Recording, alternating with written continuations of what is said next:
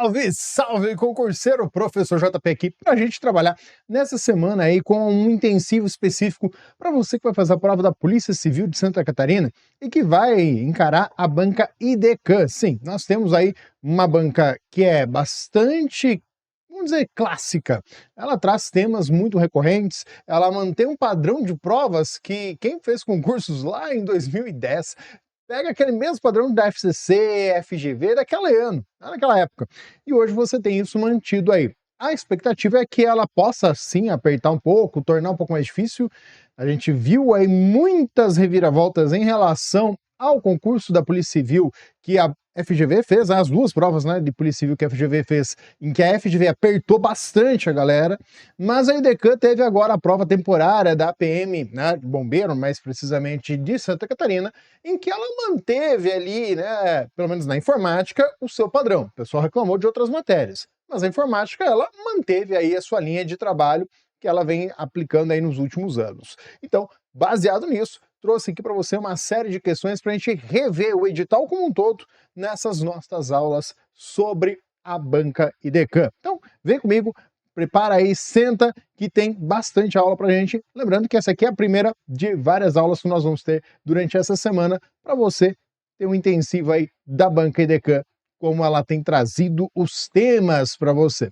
Bom, começo aqui com algumas questõezinhas, vou dar um tchan aqui nela, para que a gente possa trabalhar, né, mais precisamente com a sua dimensão. Então bora lá. Em redes de computadores, as redes locais LAN metropolitanas, a MAN, e de longa distância WAN, diferenciam-se principalmente quanto à sua abrangência geográfica e infraestrutura. Bom, isso aqui já dá um bom resuminho para você na sua prova, né? As redes LAN são utilizadas exclusivamente em ambientes domésticos e não podem ser utilizadas em organizações. Para lá, a LAN não é só, né, rede doméstica, tá bom? Redes MAN são projetadas para conectar dispositivos em um mesmo edifício. Não, normalmente quem vai fazer isso é a LAN, a local. Né? Local é um ponto geograficamente localizado, fique esperto com isso, tá? Local não quer dizer que ela está num local tão ínfimo, é localizado num ponto geográfico, beleza? Então fique esperto. A rede WAN interliga redes locais em grandes distâncias. Bom, WAN vem justamente de Wide Area Network, ou seja, de largo alcance, né? Uma rede de grande dimensão. Podendo abranger países ou continentes, de fato. Tá? Então ela consegue trazer isso, correta essa alternativa aí. Redes LAN são sempre públicas. Não, rede local, ela normalmente é privada. Normalmente. Eu posso criar uma rede local onde que tudo que está ali está para a internet também. Não faz muito sentido, mas pode. Tá? Mas ela é normalmente privada, beleza? Redes WAN possuem menor latência do que redes LAN. Bom, quanto maior a distância, maior o atraso para a entrega dos pacotes. Então, maior será a latência. O que você pode pegar, por mesmo que seja a mesma tecnologia, mesmos padrões, né, de cabeamento e tudo mais, a rede de maior distância vai ter mais atraso na entrega dos pacotes. Então, muito cuidado com esse conceitinho, é básico, mas você viu que é fácil de induzir a erro para levar à confusão. Em redes de computadores, um endereço IP é utilizado para identificar dispositivos conectados a uma rede baseada no protocolo IP. Cuidado, protocolo e endereço são coisas diferentes. Sobre o endereço IPv4, assinale a alternativa correta, ele possui 128 bits, né, divididos em 8 blocos hexadecimais. Cuidado, tá? Quem possui 128 bits é o IPv6 e não o IPv4.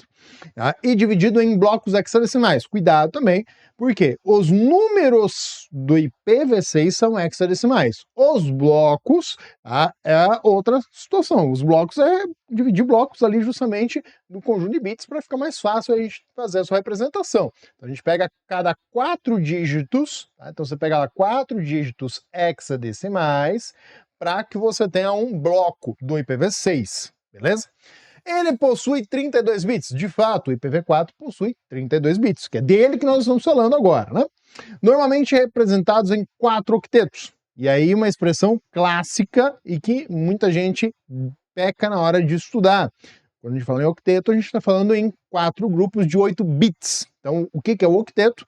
Um octeto, né? Octeto é igual a 8 bits. Tá? Então, maldade é fazer um paralelo e dizer, olha, isso aqui é um byte. Normalmente, quando há hardware no edital, a gente tem essas menções clássicas.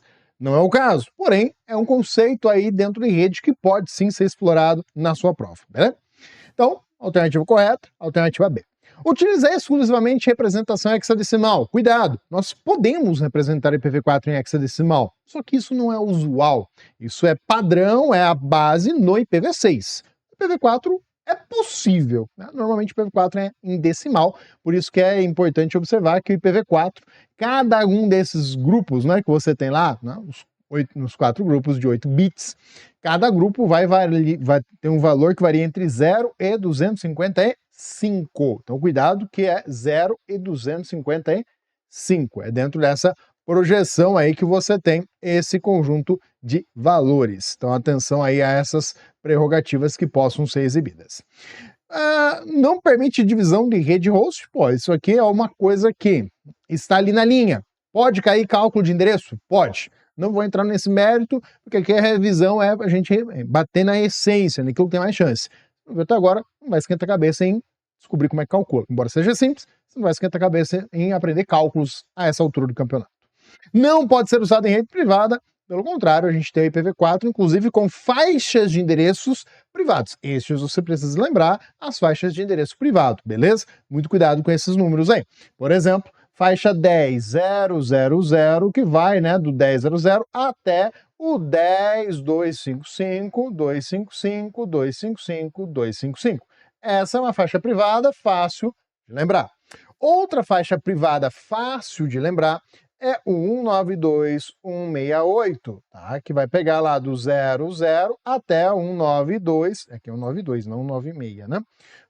92.168 até o 92.168.255.255. Então são faixas privadas, mas típicas.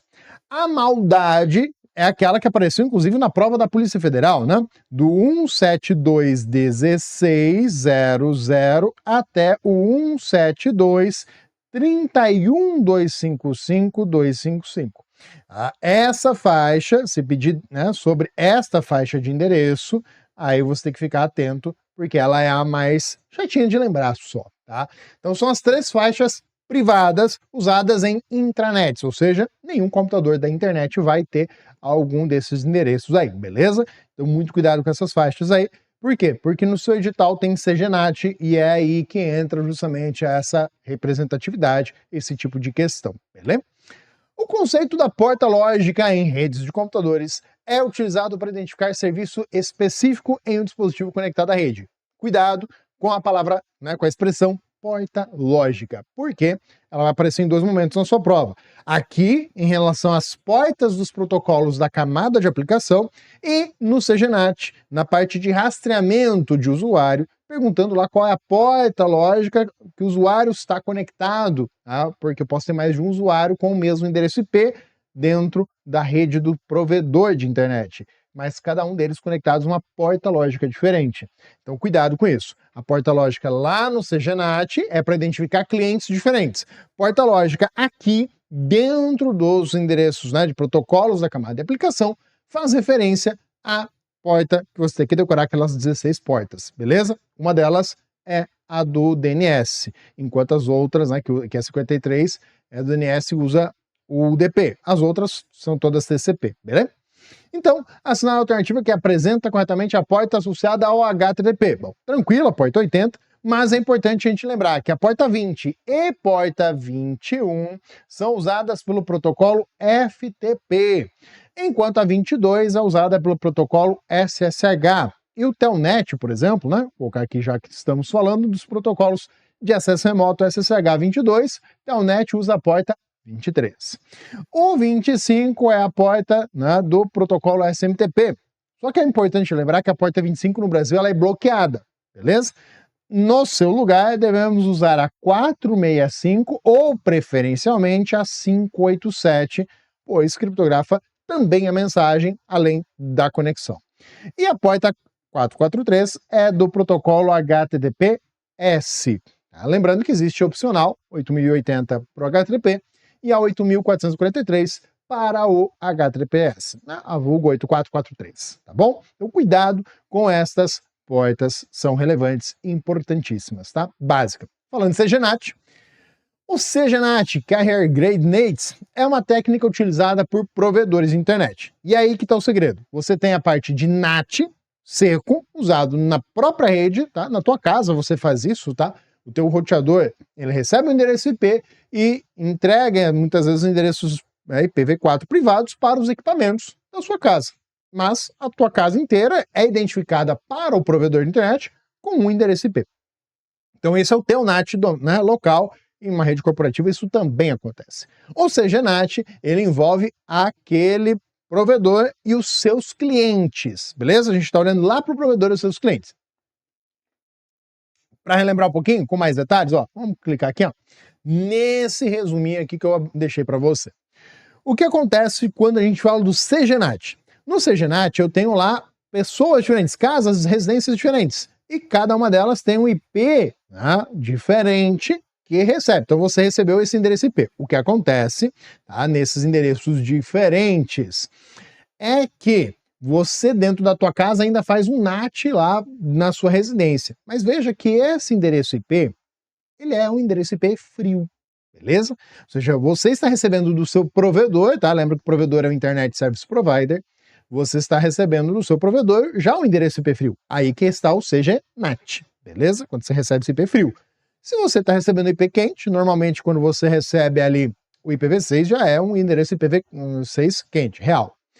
E aí lá no servidor, né, nesse dispositivo que vai estar fazendo normalmente um roteador ali, né, ele vai estar associando lá, ó, o endereço IP 192.168.0 da porta 1234, lógica, aí que está aquela porta lógica, ele vai sair para a internet, ou seja, quando mandar uma requisição, por exemplo, esse vou chamar aqui de usuário A, está tentando acessar um site S. Vai ser registrado ali na tabela do CGNAT dizendo, olha, esse usuário A está tentando acessar o site S. Porém, quando essa requisição chega para o site S, ela vai chegar lá dizendo que quem solicitou foi este endereço aqui. Endereço IP e porta. Aparece e fica registrado neste servidor. Então, se o A estava tentando fazer uma invasão ao servidor, o servidor vai manter registrado isso, que o acesso, a tentativa de acesso, comunicação partiu do endereço IP 200, 100, 50, 10, né? Na porta 5001, no dia e no horário X. Então, são essas informações que este servidor vai registrar, e ele vai manter esse registro, de acordo com o Marco Civil, por um ano. Tá? Então ele guarda o IP, a porta lógica que a gente está identificando ali, mais a data e a hora. Tá? Então é isso que ele vai registrar. Caso ele identifique que é tentativa de invasão, o que ele vai fazer? Tentativa de invasão, ele vai pegar esse endereço e vai repassar lá para os advogados que vão entrar, né, com o pedido, né, junto ao juizado para falar, ó, eu preciso aqui de uma ordem judicial para o provedor responsável por este IP. E ele já vai ter identificado, isso aí é tabelado, tá? Então vai falar, ó, preciso de uma ordem judicial para esse provedor, para que esse provedor me forneça os dados de quem é o cliente, ou seja, qual é a parte interna. Isso aqui, ó, eu preciso que ele me diga isso. Quem foi, da onde que partiu esse acesso? Tá? Quem estava nessa porta. Então por isso que eu, dotado dessas informações, o ordem judicial lá no provedor. Provedor, me diga quem era essa pessoa. Só que o provedor, ele não tem só isso aqui. Ele também tem lá relacionado quem é esta pessoa, o CPF no qual está registrado, aquilo ali. E ele também tem que, de acordo com o Marco Civil, guardar esse registro por pelo menos um ano. Pode ter um período maior, mas obrigatório pelo Marco Civil Regulatório da Internet no Brasil é o registro por um ano dessas informações. Então, ele vai saber ali informar a pedido da ordem judicial para que seja rastreado quem foi este usuário. Então aqui nós estamos falando de duas questões ao mesmo tempo. Aquela sobre rastreamento e a função do CGNAT. Porque pode vir lá, o CGNAT dificulta o rastreamento? O CGNAT aumenta o anonimato? Bom, de forma muito sutil, e aí você tem que julgar com as alternativas. Porque o CGNAT, ele tem a obrigação do provedor em fazer esse registro. Por esta razão, o problema de compartilhar a internet com o vizinho. é que você muitas vezes não faz este registro obrigatório do Marco Civil por um ano. E aí quando você compartilha a internet com o vizinho, o nome que está lá para o provedor de internet é o seu.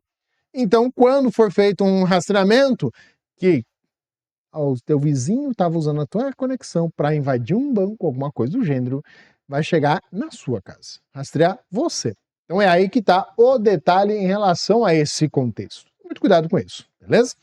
Então, este endereço IP está sendo compartilhado entre os vários clientes para a internet. Este endereço é uma faixa pública. 200 ali é um endereço IP público, ou seja, que pode ser usado por equipamentos da internet. Só que além desse endereço, como todo mundo está usando o mesmo endereço, cada um deles, o provedor coloca uma porta lógica diferente, para que ele possa justamente saber quem fez as requisições quando voltar.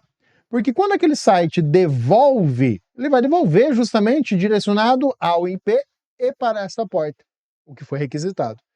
Recebendo essa resposta, o provedor, o CGNAT, ele mesmo vai olhar. Quem solicitou isso aqui? Fulano, você solicitou. Então quem que é esse fulano? Fulano é esse aqui. Então agora eu vou encaminhar para ele aquela resposta diretamente.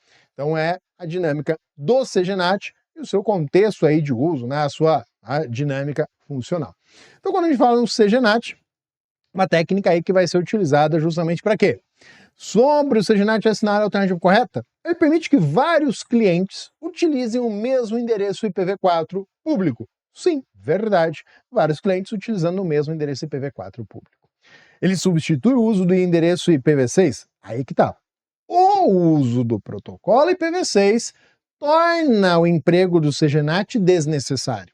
Por quê? Porque agora a gente tem endereço IP sobrando, Então, com o endereço IPv6, até o próprio NAT, localmente, se torna desnecessário. Contudo, é possível que ele seja implementado num futuro muito distante, caso necessário. Ele não é necessário. Então, cuidado com a questão de, é impossível usar NAT com IPv6. Não é necessário. Cuidado com isso.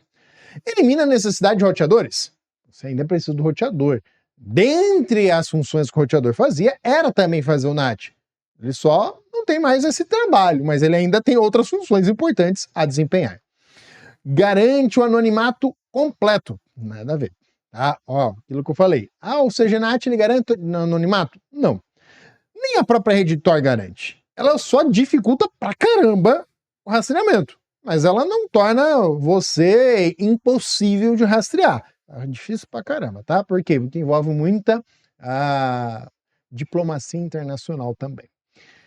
Impede qualquer tipo de rastreamento do usuário? Não.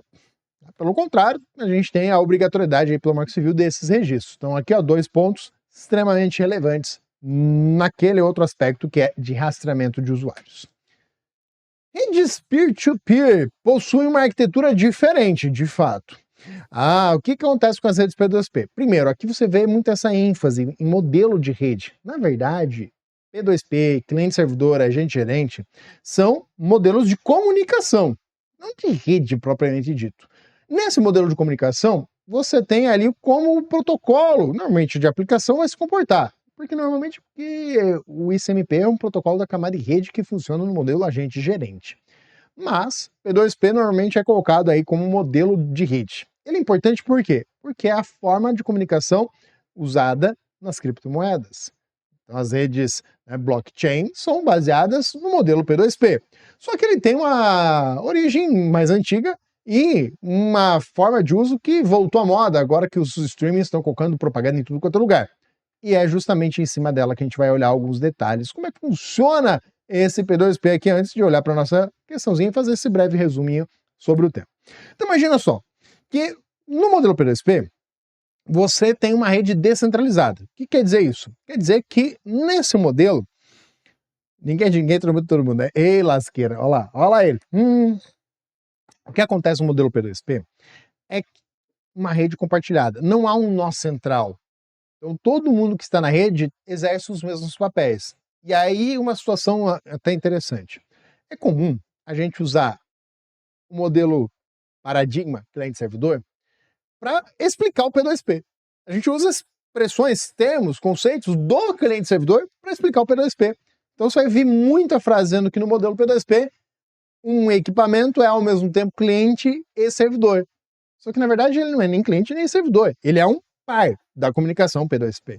Então, é um termo, usar o modelo clássico para explicar, não é clássico, é o mais usado, mas é presente nos protocolos, para explicar o outro.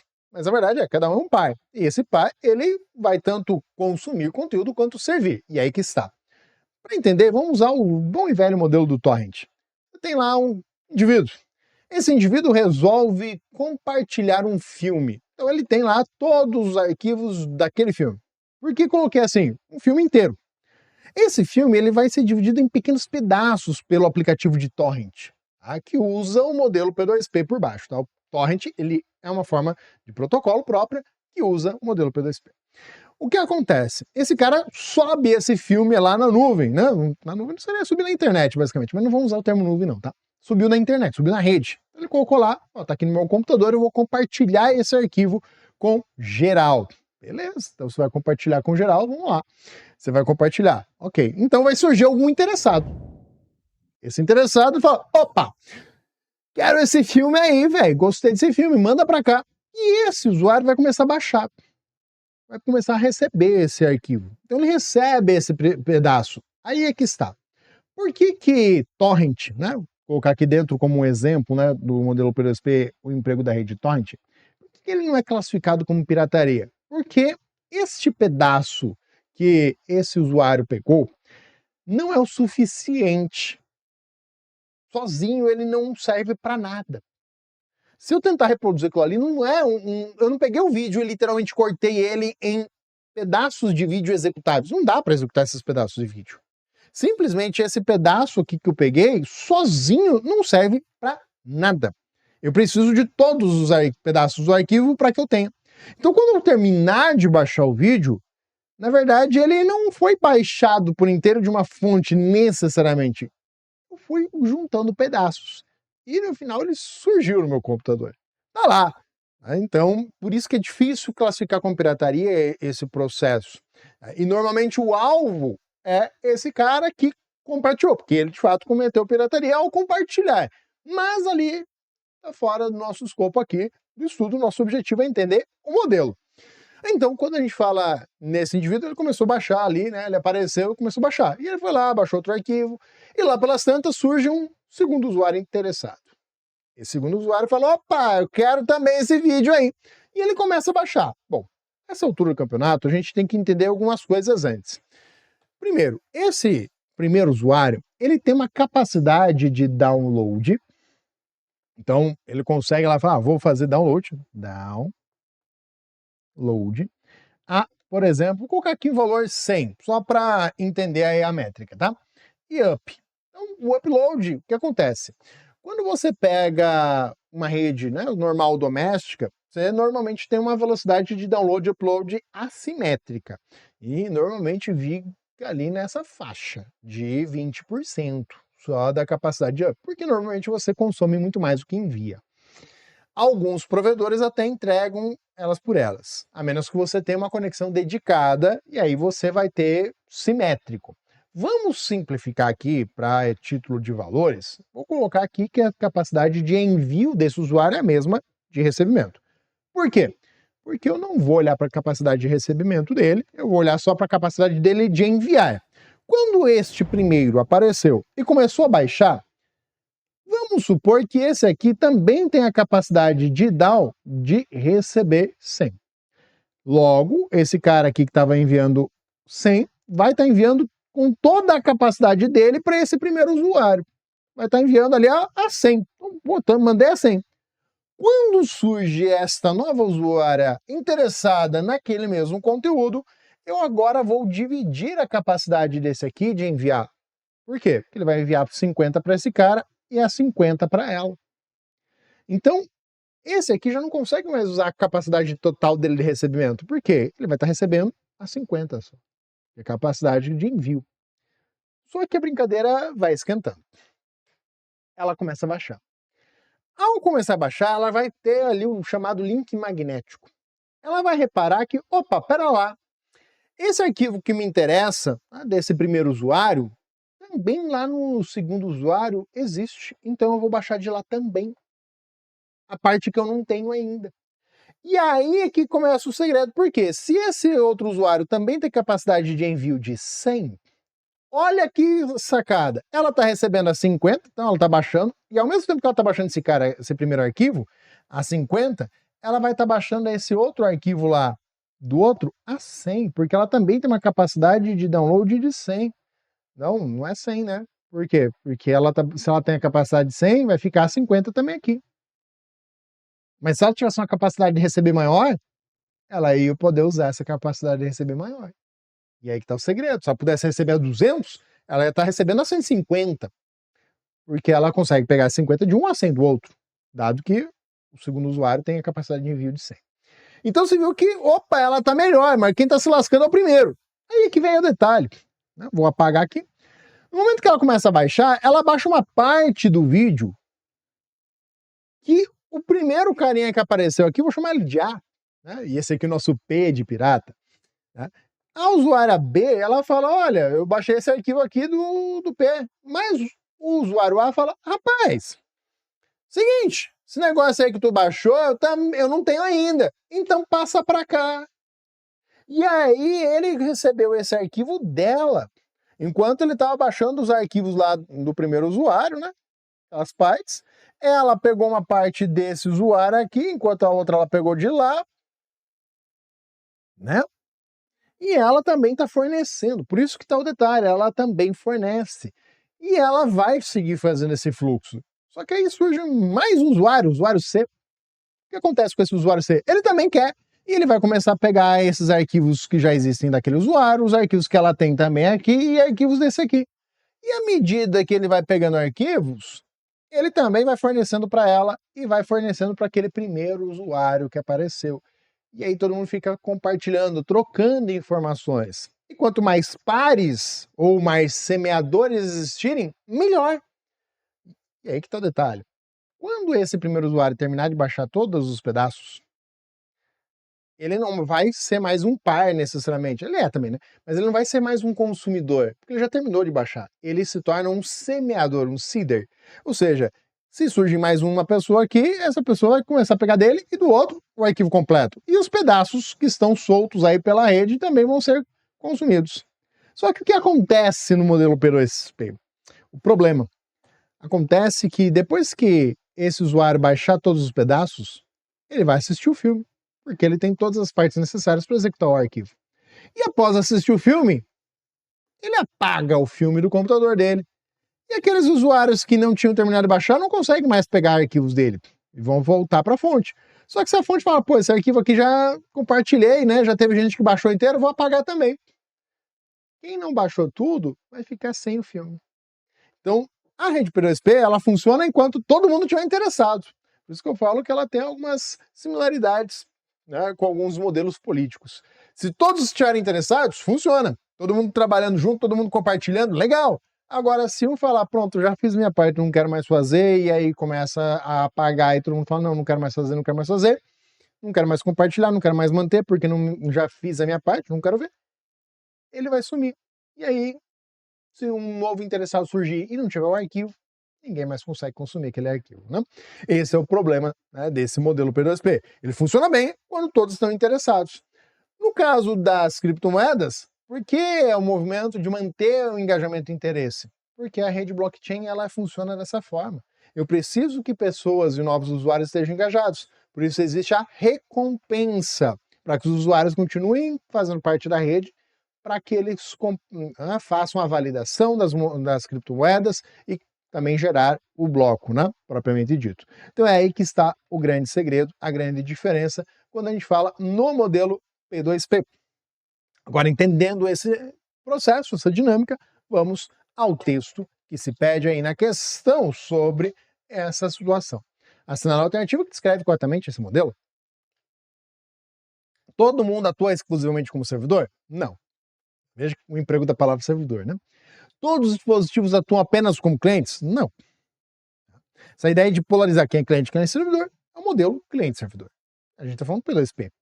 Cada nó pode atuar simultaneamente como cliente e servidor, usando justamente essas expressões do modelo cliente-servidor para explicar o P2P. Clássica, né? Correta. Existe obrigatoriamente um servidor central? Não há nó central. A comunicação ocorre somente em redes LAN? Não. A rede é a rede, a internet é a rede usada aí na base para isso. Então, muito cuidado com o modelo P2P e a sua dinâmica. O protocolo DNS Domain Name System tem como principal função fazer o quê? Criptografar comunicações na internet? Não. Converter nomes de domínio? Sim. O DNS é o sistema de nomes de domínio. Então ele vai converter nomes de domínio. Atribuir endereço IP automaticamente? Cuidado, isso aqui é uma das que eu mais aposto que apareça, é essa correlação. Inclusive postei lá dentro do Instagram Informática com o JP, tá lá o esqueminha disso para você, tá? O comparativo. Quem faz isso aqui é o DHCP. Então veja lá no Instagram a comparação entre o DHCP e o DNS para não cair, porque essa é uma das questões que eu acho assim muito característica da banca EDK cobrar na sua prova. Transmitir arquivos entre computadores. Bom, aqui forçando a amizade, a gente poderia estar falando do FTP. E monitorar o tráfego de rede, isso aí seria uma função do firewall, né? Mas se fosse para dar uma palavra só para dizer do que se trata, seria o firewall. Então, converter domínio a nomes de domínio. Ou até a palavra converter eu não gosto, tá? Porque o ideal seria nem traduzir, seria buscar, encontrar, porque é uma localização, uma identificação ali, né, na sua relação. Então, conversão também não é bem uma palavra legal, né, na aplicação. Conversão, tradução, são possíveis de usar, sim, mas não gosto, tá, desses termos, que seria o correto dizer resolução de nomes de domínio, resolver, que é uma pesquisa que é feita, tá, porque ele pode mudar, esse que é o problema. Uma conversão normalmente não tem algo que muda, uma tradução não muda, agora uma resolução, hoje é esse endereço, amanhã pode ser outro endereço. Sobre o protocolo DHCP, assinale a alternativa correta. É responsável por converter nomes de domínio? Não, quem faz isso é o DNS. Realiza atribuição automática de endereços IP aos dispositivos da rede? Sim, esse é o DHCP. É utilizado para transferência segura de arquivos? Não. Aqui poderia forçar um FTPS, né, para fazer a transferência segura de arquivos, um SFTP, mas nem vou entrar no mérito. Permite a comunicação entre navegadores e servidores web. Aqui está falando mais do HTTPS, né, ou HTTP, porque ele não fala sobre criptografia, tá?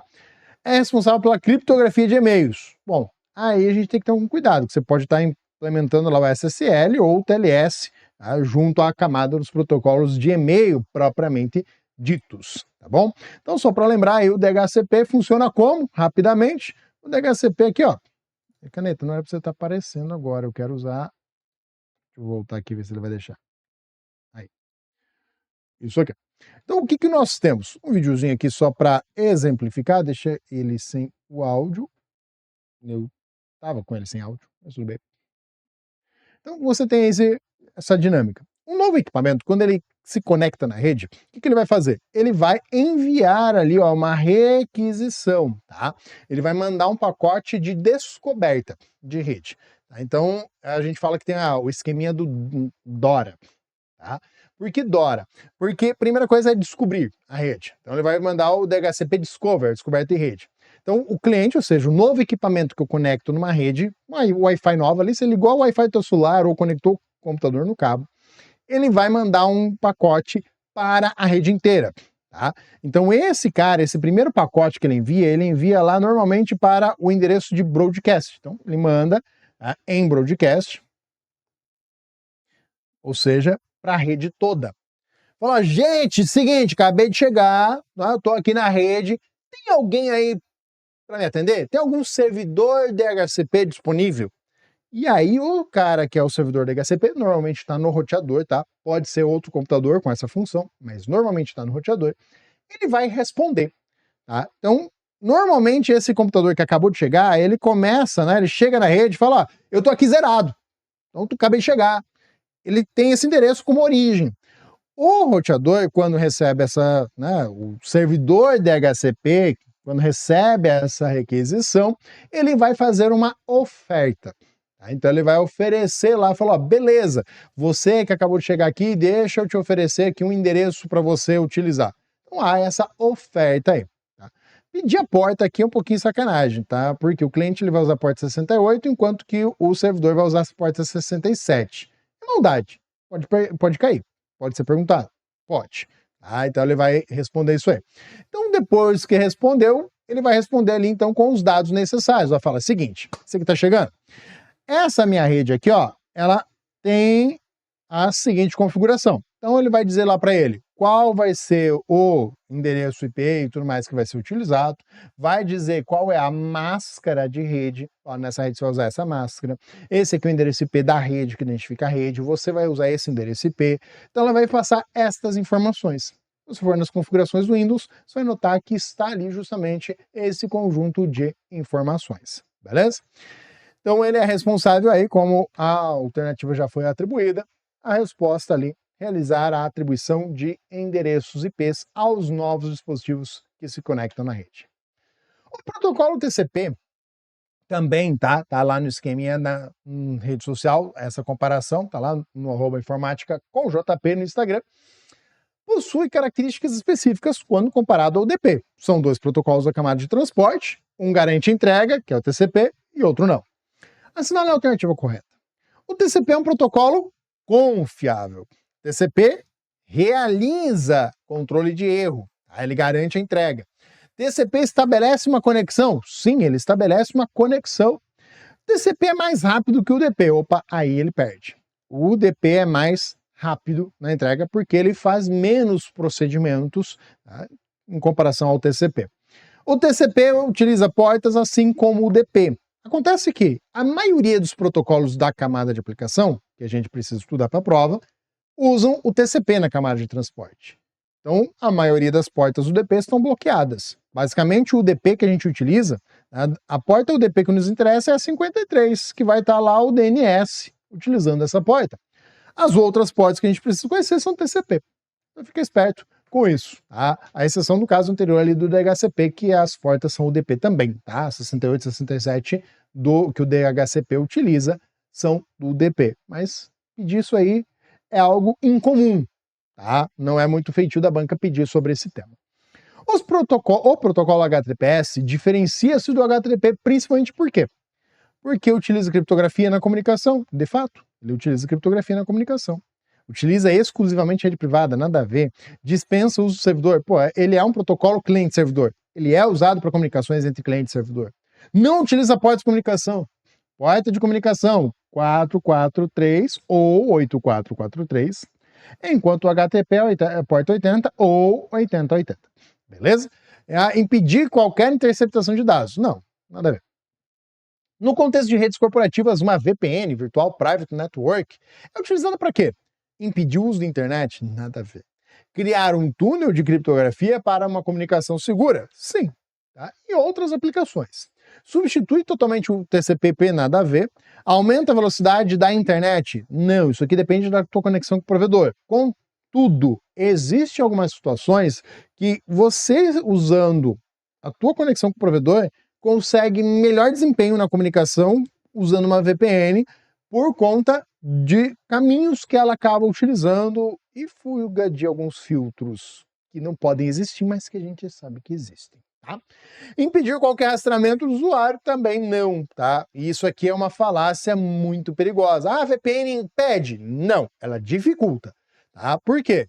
Porque a gente entra com ordens, né? Se tiver ali, né, a possibilidade, vai fazer um pedido judicial para rastrear, sim. Aí com a VPN vai acontecer esse rastreamento. Existem alguns servidores de VPN que dificultam isso. São aqueles servidores de VPN que não possuem armazenamento, não possuem memória. Eles simplesmente fazem a conexão e depois que você fechou a conexão, ela simplesmente nunca existiu. Tá? E aí não são nacionais para começo de conversa, porque eles não vão estar tendo um marco civil, então eles não poderiam nem estar operando dentro do Brasil, tá? E seriam piratas, de um modo geral, beleza? Então cuidado com isso.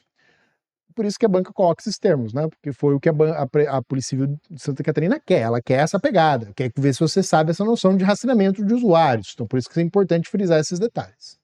O protocolo Simple Network Managed Protocol, o SNMP, é amplamente utilizado para quê?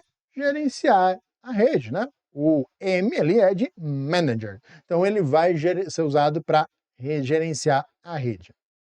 Então monitorar roteador, switch, né? Ver como é que tá as conexões, se tá tudo ali, beleza? Então ele traz isso, por baixo ele usa o protocolo SMP também, tá? O protocolo FTP é utilizado principalmente para quê? Para transferência de arquivos, né? Protocolo usado para download e upload. Lembrar aí que ele emprega as portas TCP, ao mesmo tempo 20 e 21, sendo a 20 para o transporte dos dados. Ela é uma porta full duplex, tá? Então aqui detalhezinhos mais precisos, caso a banca aprofunde, enquanto a porta 21 é uma porta para controle, autenticação de usuário, né, operações, e ela é uma porta half, tá? Ela transmite ou recebe informações, enquanto a 20 ela está transmitindo e recebendo tudo ao mesmo tempo ali na mesma porta. É importante a gente frisar isso aí, beleza? Resolução de nomes do domínio, DNS. Tá? Gerenciamento de rede, o SNMP ali, envio de e-mails, SMTP, também aqui, navegação web, que a gente pode pôr HTTPS hoje, porque a maioria dos sites com HTTP são bloqueados, tá? O navegador não exibe estes pra gente. Então, correta, alternativa C aqui nessa questãozinha sobre o universo de redes. Veja, quando a gente fala em universo de redes, a gente está tratando destes alguns exemplos. Lembrando que essa é a nossa primeira aula. A gente vai ter outras aulas para tratar sobre isso. E quem não me segue, segue lá nas redes sociais, tanto o @JPOrso quanto o @Informática com JP, embora eu estou movimentando mais aí, buscando colocar mais conteúdo no Informática com JP, beleza?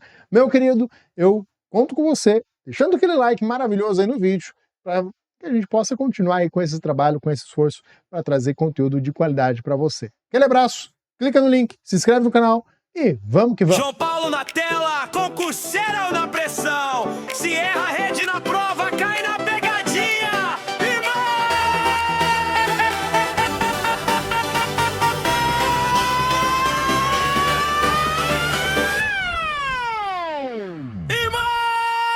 começa na topologia, estrela, barramento, anel. Se quebrar o cabo no meio, cai metade do cordel. Estrela tem ponto central, barramento é tudo em linha. Anel vai girando com fósforo, se um cair, trava a rodinha. Anota aí na apostila, não vacila na questão. Cada tipo de desenho muda, fala e conexão. Mãe, ô João Paulo, explica aí.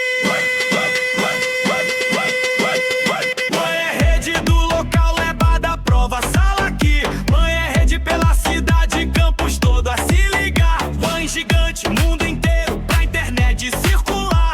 Internet é rede aberta, geral pode acessar. Internet é rede interna, só quem é de lá que vai entrar. VPN é túnel criptografado, liga a casa ao escritório. Caiu pegadinha da banca, você lembra desse coro? Hey! Lá no laboratório, mano, capital, região. Ligando o continente, passa dado, passa missão. Na intranet tem azul, manual, folha, contra-cheque, internet, mundo afora. Cada clique, um novo cheque. Professor faz a pergunta e a galera intenção. VPN serve pra quê mesmo? Pra fechar conexão.